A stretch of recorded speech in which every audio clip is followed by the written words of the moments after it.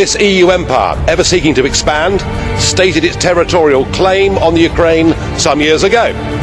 Just to make that worse, of course, some NATO members said they too would like the Ukraine to join NATO.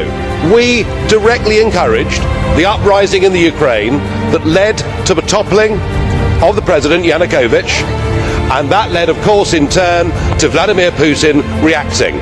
And the moral of the story is, if you poke the Russian bear with a stick, don't be surprised when he reacts. Now, just to continue with that, today we are rushing through an association agreement at undue speed with the Ukraine, and as we speak, there are NATO soldiers engaged in military exercises in the Ukraine.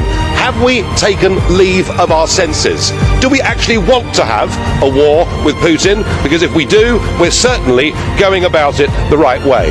Perhaps we ought to recognise that the West now faces the biggest threat and crisis to our way of life that we have seen for over 70 years. The recent beheadings of the British and American hostages graphically illustrates the problem. And of course we have our own citizens from our own countries engaged in that struggle too. In the war against Islamic extremism, Vladimir Putin, whatever we may think of him as a human being, is actually on our side. I suggest we grow up. I suggest we recognise the real threat facing all of our countries, communities and societies.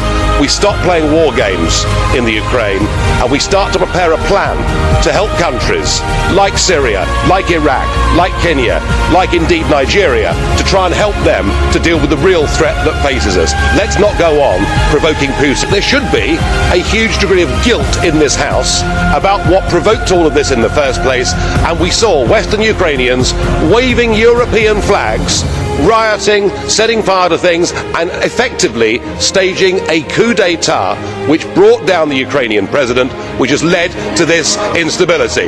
Yes, you are the guilty people and you refuse to accept it. 抖音